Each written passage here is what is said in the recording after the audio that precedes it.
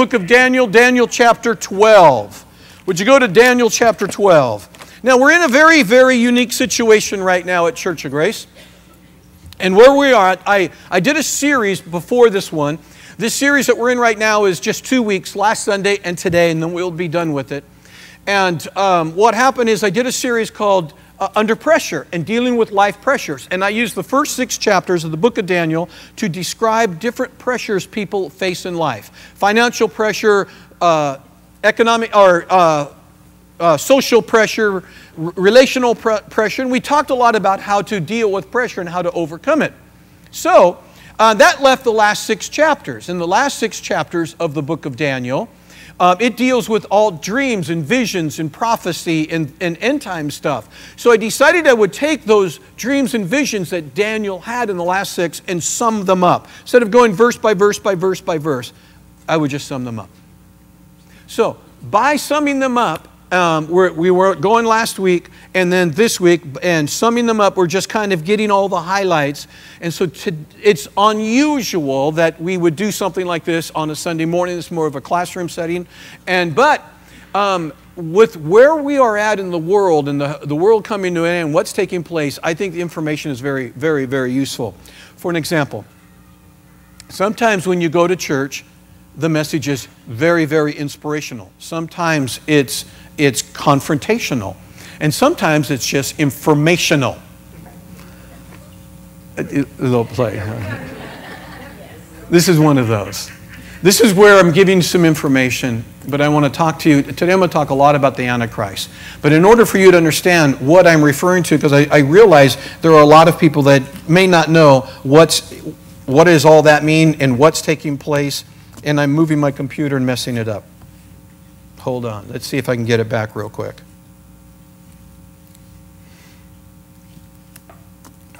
Okay, what I'd like you to understand is the end of the world. In the beginning, God made Adam and Eve, okay? So, wait a minute. I'm touching too much stuff. Am I there? Okay, so we have Adam and Eve. Okay.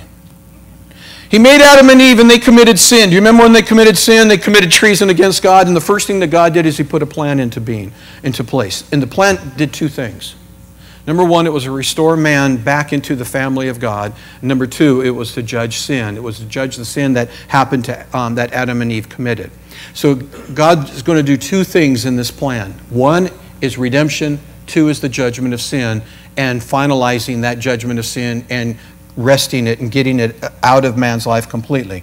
So in that plan of God, God sets out a plan, and in the course of time, He brings Jesus. In fact, do I have an eraser on this thing? That keeps coming. Oh, I know what I'm doing. I'm pushing this button and it pulls up that other thing.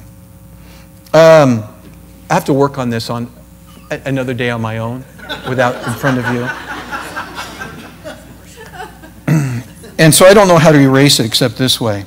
So we have Adam, then we have Jesus, and then we have the end of the world. And when I refer to the end of the world, is God set out a course to have a relationship with man, and in doing that, He developed a nation, and the nation is Israel. And the entire Old Testament deals with His relationship with Israel. And Daniel's book is extremely, extremely important with understanding how God relates with Israel and God relates with His people, because Daniel's book is divided up into the different segments of time, and where God was going to do something for a certain amount of time, and then something for a certain amount of time, and then there's another time left. And we'll chat about that as we go into this overview for today. But what you do need to know is there is coming an end of the world. There is coming an end of the world, and what the Bible talks about is there will be 7 years in the end. And it's hard for me to write right now because I think if I put I can put my hand there. If there are 7 years left in the world, 7 years at the end of the world, that's called the tribulation. And the tribulation is this time where God's going to judge sin on the earth. He is going to come and He's going to reign. See, some people will say, wow, all hell broke loose. It isn't all hell broke loose, it's all heaven broke loose. And a whole bunch of stuff happens. The book of Revelation covers that completely, all 7 years. And it's divided into 2 segments. The first 3.5, so we have the first 3.5 and we have the second 3.5. And they're divided into these 2 segments. And then after the 7 years, there's going to be 1,000 years where Jesus Christ is the king on this earth. And he's going to live on this earth, and people are going to be given in marriage and having children.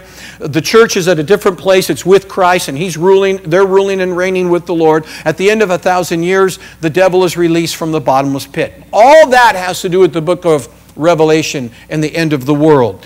Daniel, what's interesting about Daniel is he sees all of this before it ever happens. He sees what's going to take place, what's going to happen. So today we're going to go through a whole bunch of information that has to do with the end. And I'd like to start off with something that most people never talk about. Prophecy that deals with the end of the world does not deal with the church. It deals with the nation of Israel. God has centered the entire human race and all of history around a little country called Israel. God has a relationship with Israel that he has put on pause, and that pause began at the resurrection of Jesus Christ, and then it was paused on the day of Pentecost. The Holy Spirit came and we entered what we call the church age. The church is a mystery in the Old Testament. The church isn't talked about in the Old Testament. The church isn't prophesied in the Old Testament. Prophecy that deals with the end of the world deals with the nation of Israel. So when we look at Daniel's visions and Daniel's dreams, we must understand it's from a Jewish viewpoint and from the nation of Israel's viewpoint. Right now, currently, our country and Israel are walking on eggshells. That is a huge deal, guys. That's a big, big, big, big deal. It is possible that some of the things that are happening between our 2 leaders are helping set up the end of the world and the end of time. We are in a place that is extremely unique in that no other nation or no other time has ever been here. You understand that Jesus said, "No man knows the time or the hour except my Father." Okay, so some people think that you'll never know what's going on, but yet the Bible is full of dates. It's full of when this happens, there's 3.5 years left. When this happens, this will take place in 1,248 days. When this happens, you have 2,300 days and evenings left. And it goes on and on and on. There's a whole bunch of markers. But it's the first mark that we're kind of interested in, that when everything is set into motion. So we're going to talk about those things and the times and the dates and the different things, but I would like you to understand most of all, Daniel's dreams and visions does not include the church at all. It includes the nation of Israel and the believers of Israel and those who are looking for the Messiah. And when you have that understanding, when you realize what's taking place, we realize some of the things that are happening, that God has literally centered all of history around Israel and not around the United States. The world does not evolve around you, but it does Israel. And it's a big, everything that we do is around that, because that's God's chosen land, God's chosen people, God's promised land, God's place that He's begun everything and the place He's going to end everything. The Middle East is extremely important, and whatever does take place in the Middle East is very, very, very important. So, as we're looking at the book of Daniel, you need to realize that when it talks about the 70 weeks, and I've had a couple of questions, a couple of emails, people said, well, why are they called weeks? Why don't they just call them years? Well, it's literally, in the Hebrew, 7 sets of 7. And so we come up with the week because a week is a set of 7. And all end-time theologians and most scholars of the Bible look at Daniel's 70 weeks as being 70 years, because it's been interpreted that way when one of the angels said, hey, it's going to be this long. And then when we follow it out in years, things happen exactly where it says that X number of years the temple would be rebuilt, exactly to the day the angel said. Bang, it was done. And the next number of years the Messiah would be cut off, and exactly to the day, exactly to the year, Jesus died on the cross. And what's left is we have 1 week left, or one set of 7s left, or 1 year left. Excuse me, 7 years left. 7 sets. Is that making sense? So, And some of you are going, oh, didn't make sense to you? Okay. Get last week's and listen to it. It's covered in last week's. Listen to it from last week's. But basically, I want you to understand is Daniel's giving timetable, and he's given a vision. He sees in the future, and he sees the end of the world. And what you need to know is the church is gone. The church is not part of this plan. So that's one of the conclusions, that there is a rapture of the church at the beginning of the tribulation. I've asked the question, though, and I've just made you think. I am a teacher of the Bible who believes that there is a rapture of the church. It is happening at the beginning. Then 144,000 people halfway through the tribulation are raptured out. And at the end, all of the believers that are saved during the tribulation are raptured out. But what if there is no scripture saying it exactly that way? What if we aren't right? And are you ready for the end of the world? Why is there so much information about the Antichrist? So today I'm going to show you where he comes from, how you'll be able to know who he is, how you'll be able to tell when the times are coming that it's counting down, and I'll tell you when he comes on the scene. Okay? Ready to go? Yeah. Let's begin in chapter 12 of the book of Daniel. We're going to begin at the very end. That's a good way to do it. All the movies seem to do that right now. They always jump into let's go back 5 years. Okay, look at Daniel chapter 12, verse 1. At that time, Michael shall stand up. Michael is one of the archangels. He is a high-ranking, powerful military angel in God's kingdom.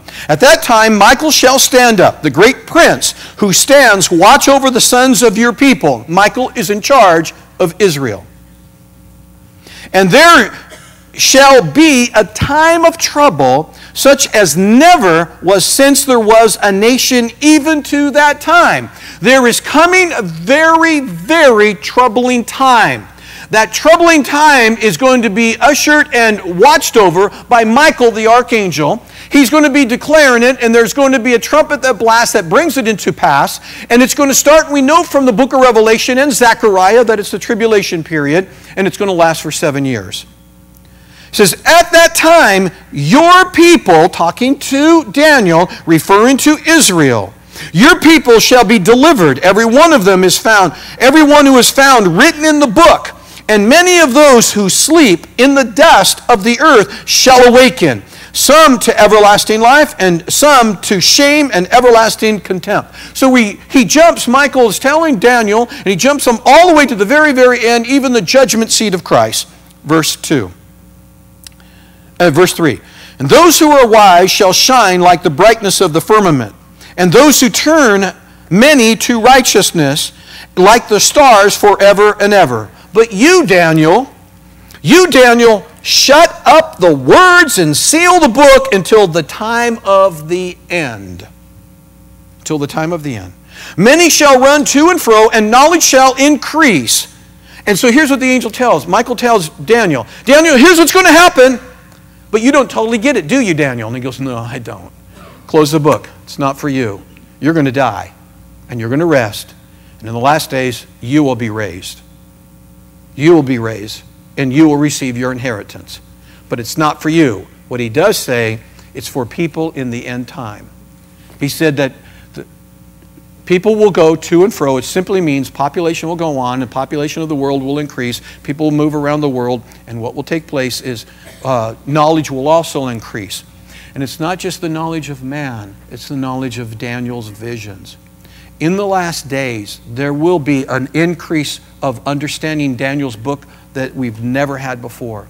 I believe some of the things that I'm sharing with you is for this reason.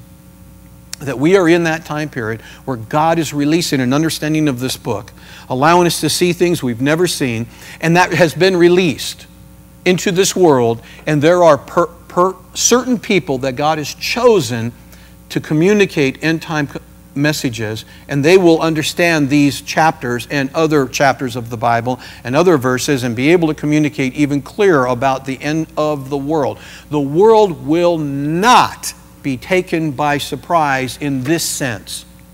they will be told it's coming to an end over and over and over and over. And those who are wicked will not listen and not believe and just laugh.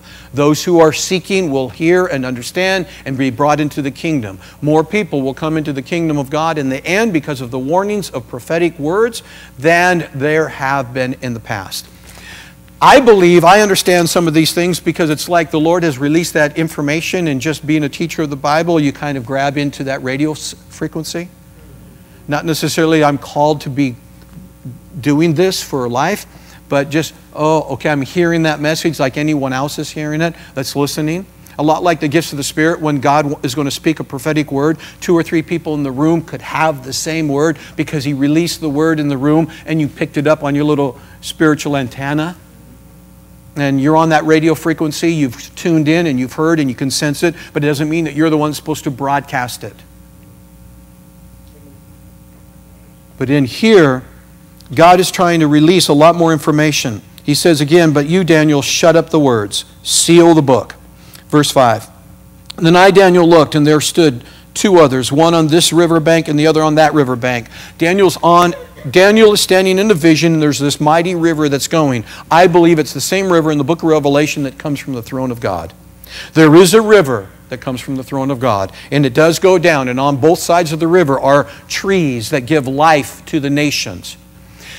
He sees this river, and he sees an angelic being standing on one side of the river, another angel standing on the other, and Michael hovering over the river. So what we see is and he looked, and there stood 2 others, one on one side of the river, the other on the other. Verse 6. And one said to the man clothed in linen, who was above the waters of the river, how long shall the fulfillment of these words be? He goes, then I heard a man clothed in linen.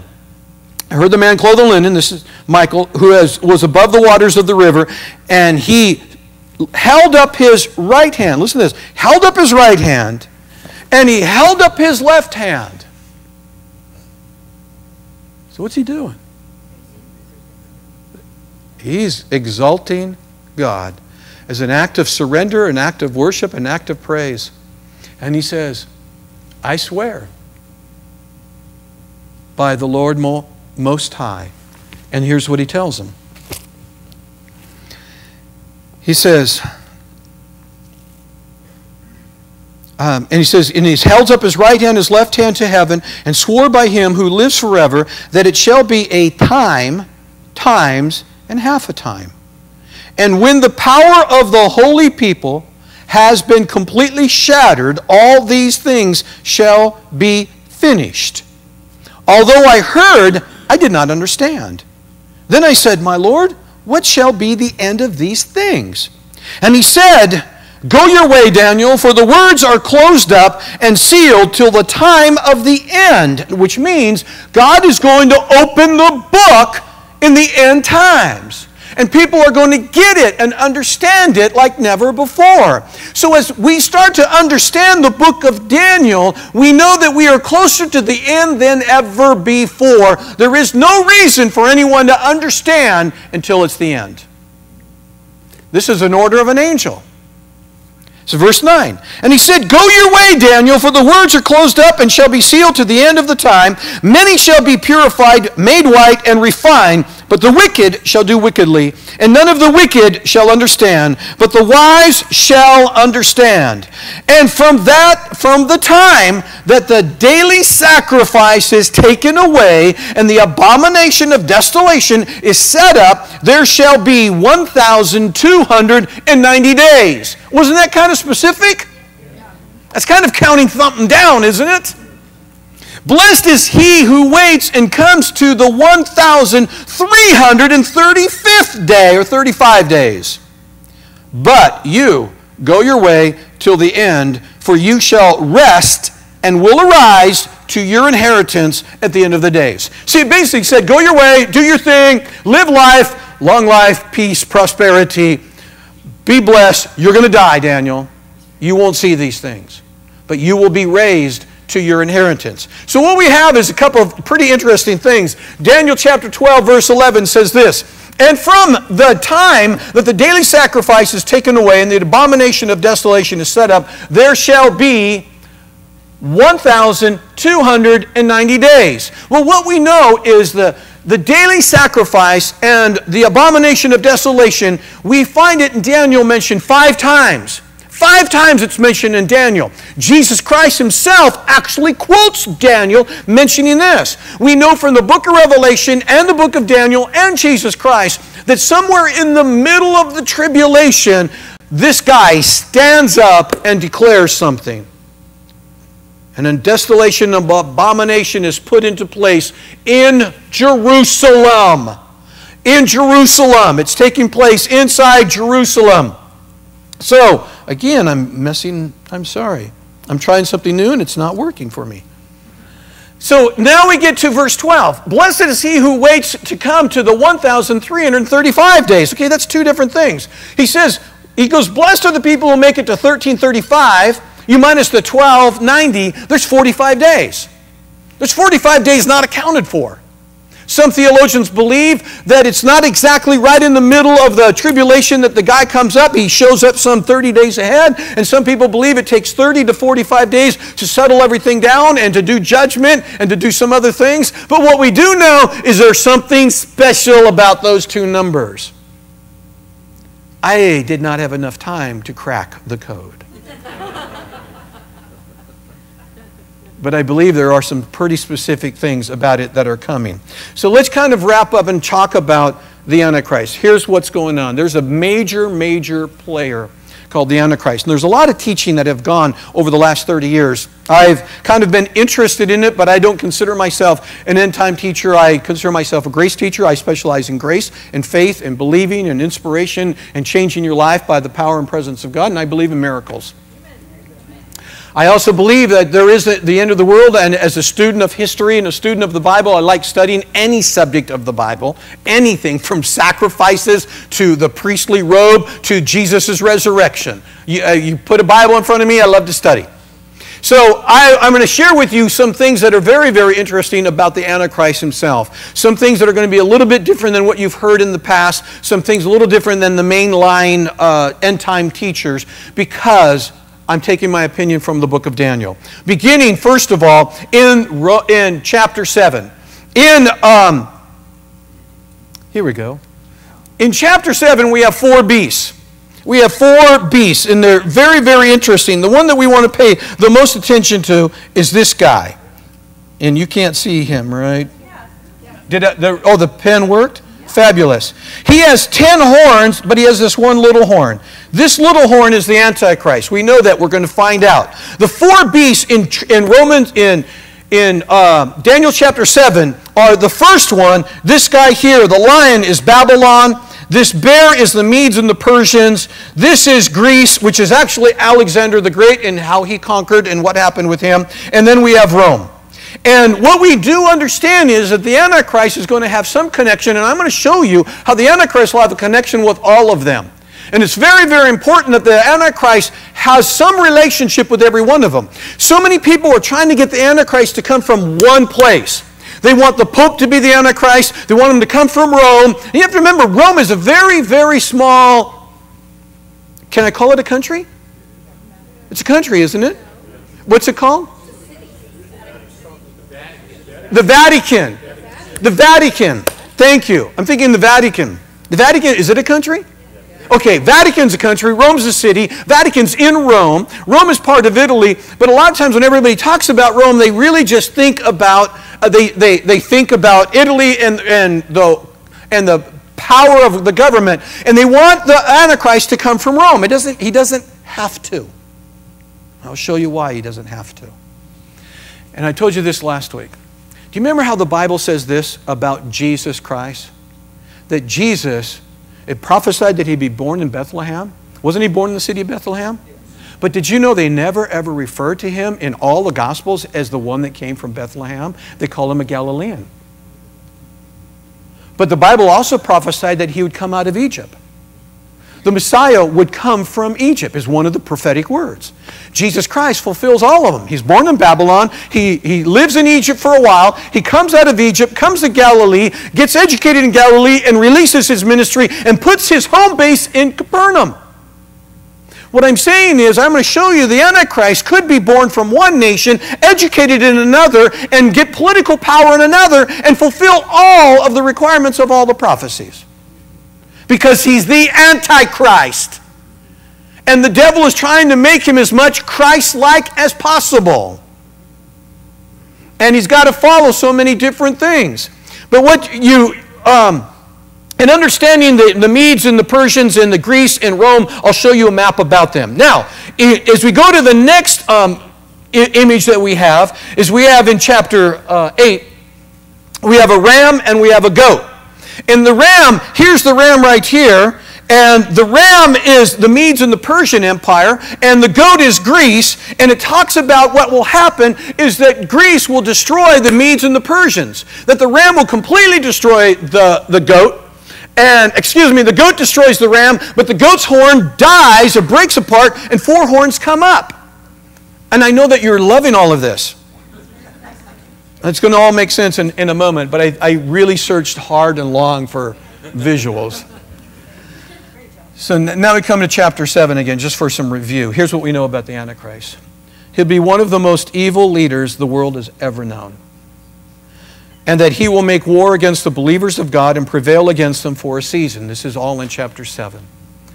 And it continues that there will be an alliance. He will have an alliance with 10 world leaders, as seen in the vision of Nebuchadnezzar. He'll have an alliance with 10 world leaders. This will be a mix of the Babylonian line of leadership and the Greek and Roman line of leadership. Babylon, and I'll show you, has to play a huge part of the end of the world. Iraq has a big role. A very, very big role at the end of the world. You're going to find the countries that are going to play the biggest role are going to be Iraq, Syria, Egypt, and Rome. Or Italy. But you're going to find that Turkey, current Turkey, which is ancient Asia, has a tremendous influence as well. But what has to happen is there's going to be some kind of alliance. Everybody thought that it was going to be the Roman Empire only, and that there's going to be this resurrection of the Roman Empire, and it's going to be this alliance of these 10. Then the European common markets came together, and there was 10 at the beginning, and everybody had that. And then they had a computer in a basement called the Beast, and that was it. We had all this stuff going on to the point of when all of those barcodes came out, Christians freaked. And then people freaked if they tagged their dogs with a GPS finder. That's the mark of the beast. Shoo!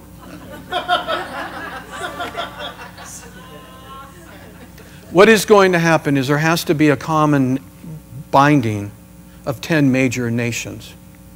10 nations that come from this line. There's going to have to be some kind of agreement coming between Egypt, Iraq, Syria, Turkey, Rome or Italy, Macedonia, and possibly Iran or India. This is going to be this massive alliance of something taking place. It's very possible, listen closely, it's very possible Israel will be one of the 10. Very, very possible. Very possible. I'll continue. I'm highlighting, I'm hoping you did your homework by reading the chapters. 3 of these 10 will do a very poor job.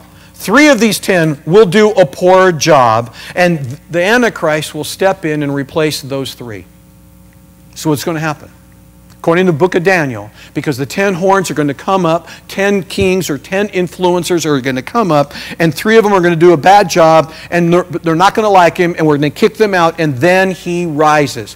When we see a 10-group government coming together, what I mean by that is they are non-normal friends, but they are binding themselves together for world peace and safety.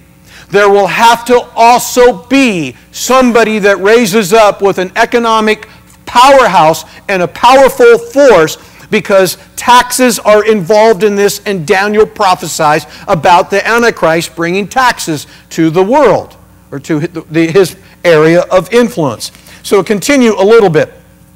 In Daniel chapter 7, verse 21, it says this: I was watching, and the same horn was making war against the saints and prevailing against them. This is the the horn of the Antichrist that's going to prevail against the saints.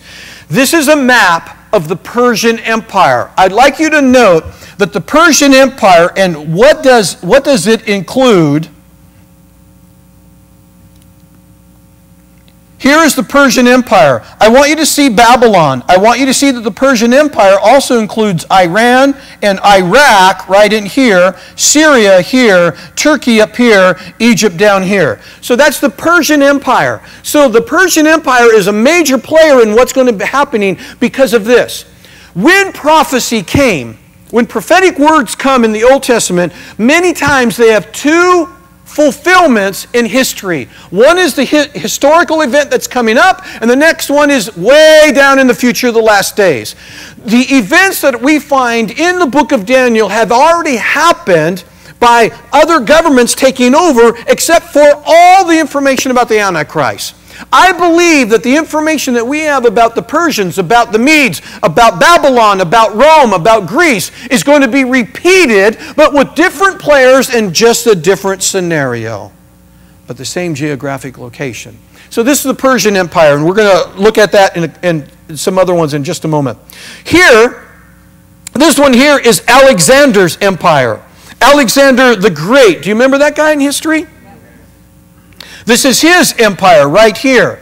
And you can see it's an awful lot like the Persian Empire, but he expands up here in the north and a little bit over here to the west. But he does still have, here's Babylon right here, still has Iraq, still has Iran, still has Egypt in play, still has a modern Turkey in play, and it goes all the way over to India, you know, headed in that direction. Just not conquering into India. So that's Alexander the Great. Then when we come into the Roman Empire still has Babylon, still has Syria, still has Egypt, still has Iraq, but not Iran. Do you notice that? They now include over here all the way to Spain and Portugal and on up into Europe in the Roman Empire. But what is important is not blending all of them, but looking at their sections that they intersect. The area that all four of them have in common is Egypt, Syria, Israel, and it is Iraq and Asia or Turkey. These areas, all four have in common. The Antichrist has to come from there. Has to. Doesn't mean he has to be a citizen, but he has to have a relationship with them. He could, for an example, he could be born in Israel, educated in Egypt, and was trained in Italy, and was used to make peace with Iraq. He could be born in Iraq, educated in Rome, have a relationship with Egypt and Israel. There's a lot of scenarios that are going to happen, but the common scenario that the Antichrist has to have is he has to have a relationship with all of them. You say, well, wait a minute, where is the United States in all of this? See, you always think it's about you. It's not about you. It's about Israel. It is all about Israel. Something has to happen that is going to cause Israel to bind in a relationship with others. For an example, let's say this. Let's just play the scenario out that's happening right now. That Israel gets so upset at what we are doing to them and how we're treating them. And because, I'm sorry, right now we're being very, very rude to Israel. And what if Israel says to the United States, take a hike, leave, and get your military forces away from us? We want nothing to do with you. We'll defend ourselves. And some other leader from Iraq comes into relationship with Israel to stop the nukes from Iran. Or Iran. Iran. Well, I've got a mix, don't I? Iraq is the one next door, right? That's what I'm talking about. Iran is the one that wants the nukes. Am I right? Okay. Am I doing okay? So Iraq and Israel come together to do something to stop. Okay, they're not the best of friends. But what if we are the ones that push them over the edge to find alternatives to bring peace to the Middle East. Now we're setting it up perfect because it all plays right in that little tiny area. Now we're jumping to chapter 8. In chapter 8 it says this, "Therefore the male goat grew very great, but when he became strong, the large horn was broken, and in place of it 4 notable ones came up toward the 4 winds of heaven. And out of the one of them came a little horn which grew exceedingly great toward the south, toward the east, and toward the gracious land." Now, if you're going to go south and east and towards the gracious land, that only leaves west or north. And if everything is centered around the Middle East, that means that this prophetic word in Daniel chapter 8 puts you right in the middle of Iraq, where Iraq can go south to Egypt, and it can go east to Iran, and it's now turning itself to the glorious land, which is Israel. So something's going to be happening in Iraq that's got to change them. And isn't it interesting that the entire world is looking at Iraq, but not for political leadership because of ISIS? So what happens if the government in Iraq stands up and starts to work with Israel to demolish ISIS? I'm just saying there's a lot of scenarios that could take place right now. Pastor, what are you saying? Do you think that the end of the world is soon? Yes! Yes, I do! Yes, I do. Here's the biggest reason. Not because of Daniel, but because of Jesus Christ. Jesus said that when you see this tree blossom, He goes, one generation will not pass until it's done. Now, my interpretation of what Jesus said is, anyone who's born when that tree began to blossom, and most theologians believe the tree Jesus is referring to that began to blossom was when the nation of Israel became a nation again in 1948 by a miracle. It wasn't a nation since 70 A.D. 1948 it becomes a nation. Anybody born in 1948, anyone born in 1948, before the last person dies who were born in that year. So whoever was born from January 1st to December 31st in the year of 1948, before the last person dies who was born in that year, everything has to end because the generation is over. Let's say that the person lives 100 years, puts them to 2048. You back it off 7 years. You have to back off a few more years. We're saying that the Antichrist could be in full swing somewhere in the year 2025 to the year 2035, 2040, maybe at the latest. That's my lifetime. What about you? I'm hanging around. Some of you say, whoa, wow. Let's continue. As we go on, the 4 horns that he's referring to that came out of Greece. This is when Alexander the Great's power was destroyed because he died, a very young man. He died a non-believer. He died an alcoholic. And when he was dead, his kingdom was divided into 4 segments. And here they are. Macedonia, Asia, which is modern-day Turkey, Syria, and Egypt. So I find it interesting that we're right back into that same area again. So if we look at a modern-day map of that area, you have Egypt, you have Israel, you have Iraq, you have Iran, you have Syria and Turkey. And these were the 4 that it was divided into, and Daniel says the Antichrist has to come from one of those 4.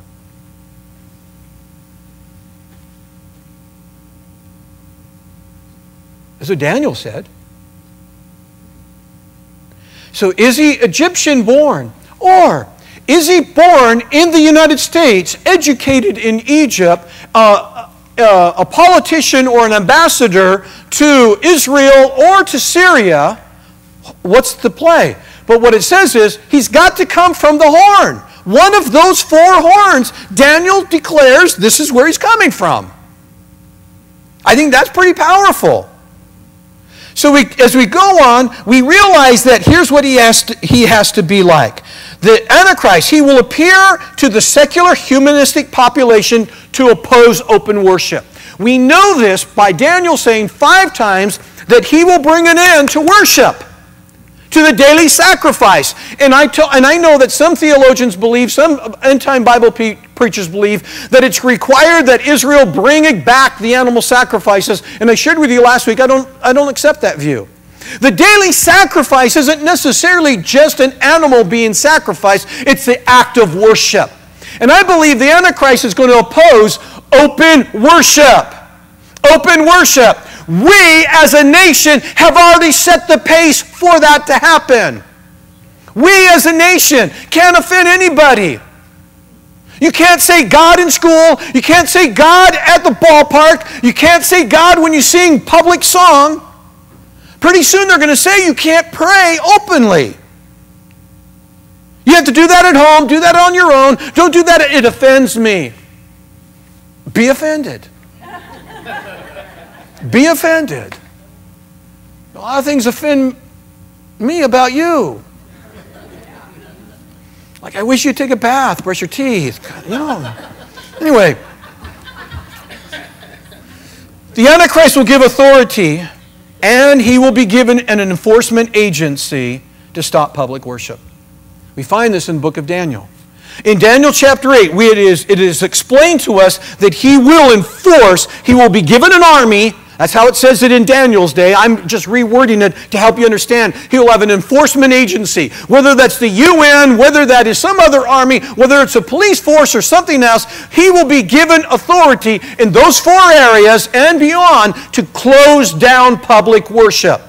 It will first go from public worship to private worship, and 3.5 years in the tribulation it will go to no worship at all except for worship of him.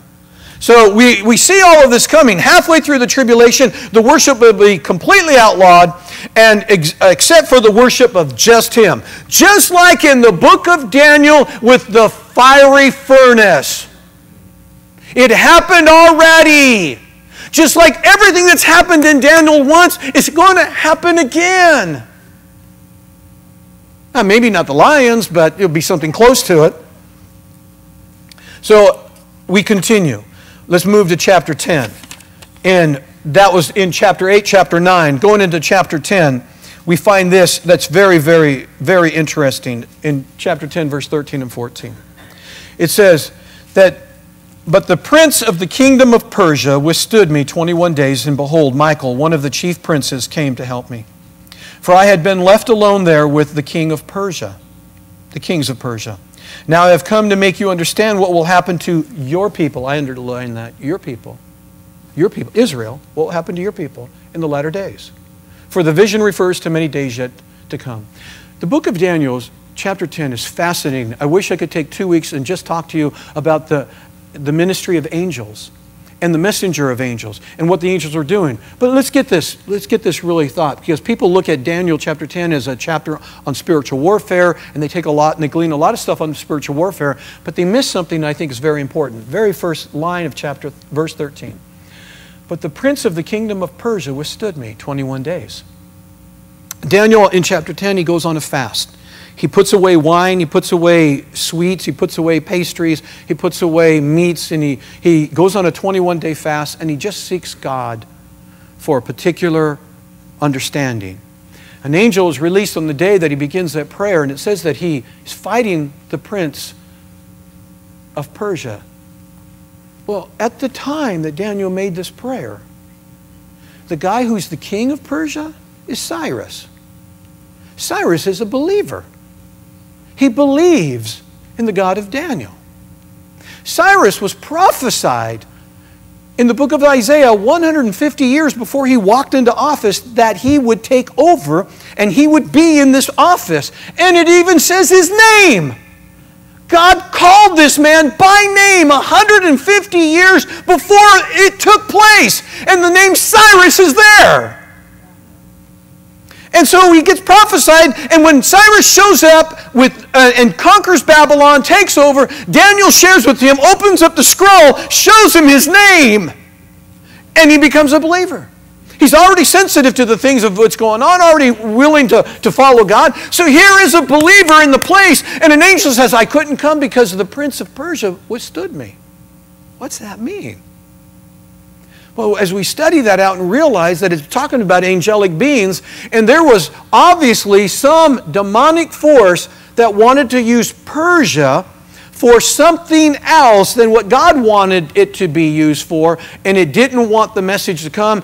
Cyrus's reign was coming to an end. It was prophesied. Your reign would be an end, and weaker kings will come into its place, and it would be divided, and it would be now start to move towards the Antichrist.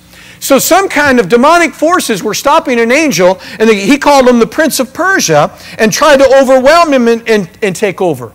But then what we have is an understanding that there are angels that are working on your behalf. Chapter 10 is a fascinating chapter that deals with angels. We're jumping to chapter 11. Chapter 11. Did you read chapter 11? Yes. Chapter 11 is, wow. It is long, and this thing happens, and this king does this, and this king does that, and there's a king of this, and there's a king of that. Did you know everything in chapter 11, the first half, I think the first 13, 14 verses, came to pass exactly the way it's written? It talks about the daughter, there's a king of the north and a king of the south. And the king of the south wanted to help out and not be at war all the time with the king of the north. And they were battling each other. And who was right in the middle? The middle was Israel. So the king of the south had his daughter marry the king of the north's son. And that way they wouldn't fight. Well, it happened in history just like that. But what people didn't realize is the son was already married, and the son had to get a divorce to marry the daughter. Well, when he married her, he didn't like her. He liked his first wife better, and decides to divorce her to get back to his first wife. Well, she poisons him and kills him. And now the king of the north, king of the south are still fighting. And most theologians think that's it, and I don't think so. I don't think that much detail is there just to have it there. I believe it still has to do with something at the end times, and I believe that the king of the north and the king of the south are extremely important people in the end time prophetic word, because when we get into the interpretation at the end of Daniel chapter 11, and the angel starts telling Daniel what are the information, what's happening, we realize this is all about the Antichrist. The second half of the book is nothing except about the Antichrist. And so the highlights in chapter 11, the highlights that we see in Daniel chapter 11 are this: that there is the king of the north, there's the king of the south, and that the change of governments will happen many times. We know at the end that there's going to be a major player that has to come out of Egypt. It's king of the south. We know from history that the king of the south is Egypt. The king of the north has two options. It's going to be Iraq or Syria. Most of the time in history, it's been Iraq. Been that province, that area, that influence where Babylon is. And I told you, Iraq has such an important part of history. And a major, major part of history. If you remember from Babylon, first of all, God took His people to Babylon, not just to put them in captivity, but to preserve them. And then Daniel becomes the head of the Magi, and the Magi are the people that show up 2 years after Jesus is born to declare His birth and to pay His way to Egypt. We have Abraham comes out of the same area, not far from Babylon at all. It's called Ur the Chaldees. Now, just the other day, the Chaldeans were in news. The Chaldeans are playing a major part. Chaldeans are still here. Abraham was from the Ur of the Chaldees. He was a Chaldean. A Chaldean turned Jew. Isn't that amazing?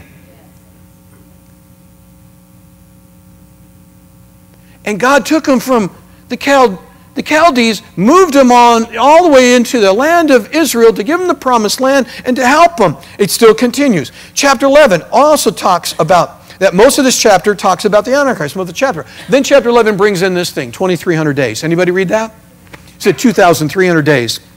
All the theologians that I read, all the commentaries I read, all the stuff that I read, and I read a lot. I read a bunch. The word in the Hebrew is literally this: there'd be 2,300 evenings, mornings.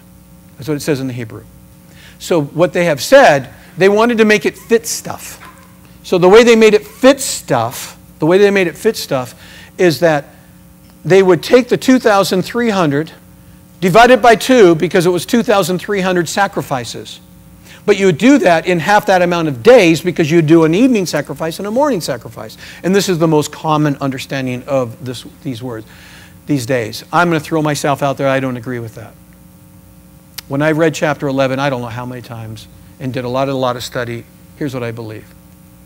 It is a literal 2,300 days.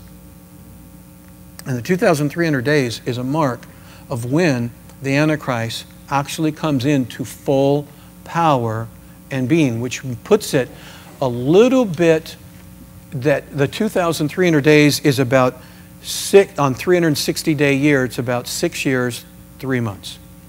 Right around there. 6 years and 3 months before the middle of the tribulation, the Antichrist will be in full power, outlawing and working public worship. Before the tribulation, sometime before the tribulation, I am saying somewhere between 3 and 4 years before the tribulation begins, the Antichrist will have the 3 kings, 3 nations will have failed this group of 10, and he will move in, and there will now be 8. Of those 8, there'll be him, and there'll be another person that really helps him out to make a tremendous amount of influence, and they'll begin at that moment to outlaw worship. At that moment, according to Daniel chapter 11, they'll increase taxes because of his ability and what he is trying to do. So as we move on into Daniel chapter 11, both these kings, the north and the south, because one of them will be the Antichrist, we have the north and we have the south kings, both these kings' hearts, this is what it says, shall be bent on evil. They shall speak lies at the same table, but it shall not prosper, for the end shall not be until the appointed time. And then he says in Daniel chapter 11:31, and forces shall be mustered by him, and they shall defile the sanctuary fortress. Then they shall take away the daily sacrifices and place there the abomination of desolation. So we know this is halfway through the tribulation. Way before that, I'm saying 2,300 days before that, he is brought into that full place of power. Most likely this is where those 3 fail, the 7 maintain, and he comes in. I'm laughing inside because I'm going a mile a minute, and you're just sitting there thinking, I cannot understand anything he says. But if you listen to this over and over and over, you'll get it, because I studied way too much for this. And I decided to just explode on you. Look what Jesus says. Jesus says, Matthew 24, verse 15 and 16. Therefore, when you see the abomination of desolation spoken of by Daniel the prophet, okay? When you see that happening, standing in the holy place, whoever reads, let him understand. Then let those who are in Judea flee to the mountains. And then in the book of Daniel, it actually lists the 3 places that the Antichrist doesn't touch in the exact area that Jesus told his people to flee to. What I want you to understand is Jesus is talking to Israel. When you see him, stand up, run. And here's where you need to run. And he told them to run to where Daniel said the Antichrist can't get to. And it says that the Antichrist, and I call him the Antichrist, but that leader, that king, was able to control and able to come against and persecute the believers, except for those who were in those areas. Very interesting. But let's continue. Jesus said, when you see the abomination of desolation spoken by Daniel the prophet standing there, I want you to run. This is a confirmation that he's dealing with Israel. Israel has to develop a relationship with somebody outside the United States, somebody in the Middle East, so that that person can walk in. Because the person is not walking in by military force, not conquering Israel by a military force. He is walking in there with their welcome, which means it's possible he's Jewish. He's either Egyptian, he's either from Egypt, Iraq, Syria, Israel, possibly Asia. I doubt it though. I think he's from one of those others. And he's going to have tremendous, tremendous influence through their relationship. My conclusion. Here's a conclusion. The Antichrist will have a relationship with Syria, Iraq, Rome, Egypt, and Turkey. He will be more powerful with his mouth than his fist in the beginning. He will be a cunning individual, very, very good with diplomacy, winning friends, lying through his teeth with a smile, just like any other politician. He will first appear tolerant towards Israel and Jews, but that will change, and he will show his true colors of being against the Jews and worship of any kind. He will use bribery and payoffs. This is all according to Daniel. He will use bribery and payoffs to gain influence in relationships. He will reward nations with funding and support by introducing new taxes. What's going to happen when those three fail, it's going to be an economic failure. He's going to move up and show them how to manage their finances and succeed and do their goal. And he's going to introduce new taxes. The taxes are going to benefit his alliance. He's going to buy nations off, influences off, kingdoms off. He's going to really, really be using these new taxes at the beginning. His political views will be more socialism than democracy. He will be known, you will know it is him 3 to 3.5 years, possibly 4 years before the tribulation even begins. So let's say the tribulation begins in the year 2030. You're going to know who the Antichrist is 3 to 4 years before that. The church will know because you're not gone. Said pastor, because this is what someone's saying in their head. They're saying, how do you know that? How do you get that? Where do you get it from? I'm just telling you, after studying Daniel and Daniel and Daniel and Daniel, I gave you highlights and conclusions. You have to go back and read the book of Daniel and realize. So my ultimate conclusion is there's going to be one nation, one generation, one group of people who they don't finish their lifetime. Because I've had people tell me this, I don't want the Lord to return. I haven't had a baby yet. I want to get married and have a family. I want to do this. I want to do that.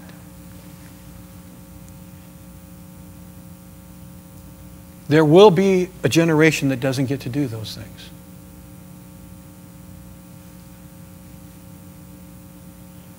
And I see it as my grandkids. They don't get to do those things. Now, I just turned 60.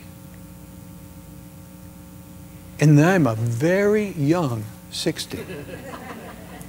I plan on being around, if the Lord tarries, for 60 more years. 60 more. That's what I plan on being around.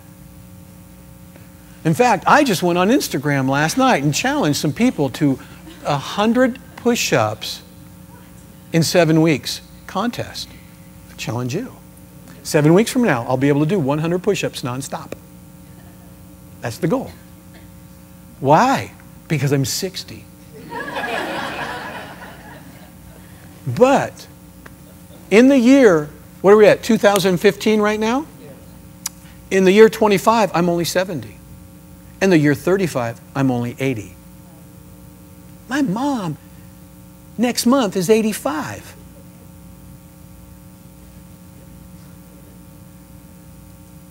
I am saying that I believe, my mom's not here, she's at work. She works at the Anaheim Convention Center. She's one of those ticket taker, ushers, security guards. 85 years old, security guard.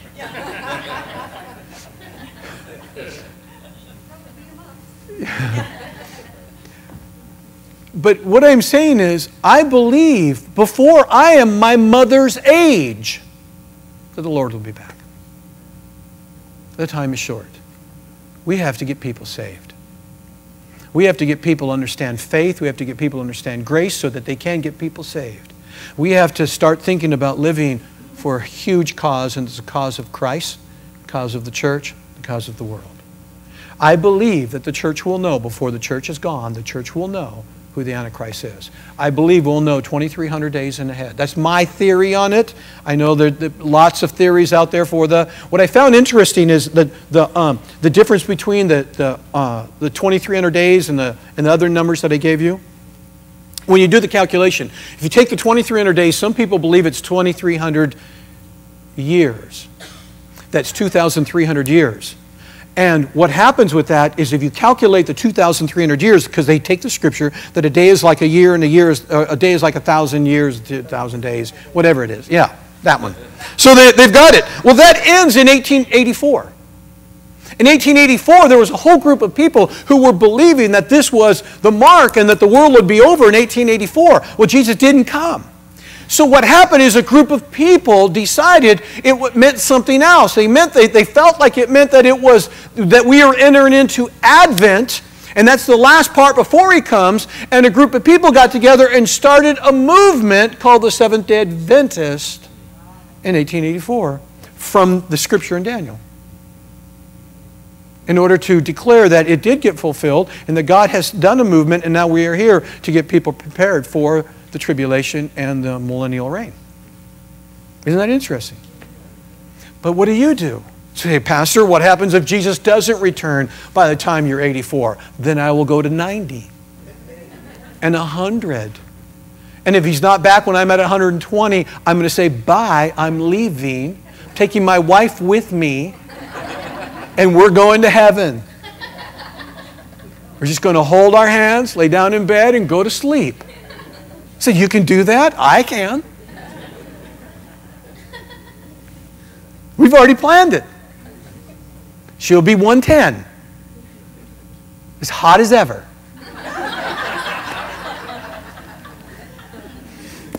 Close your Bibles.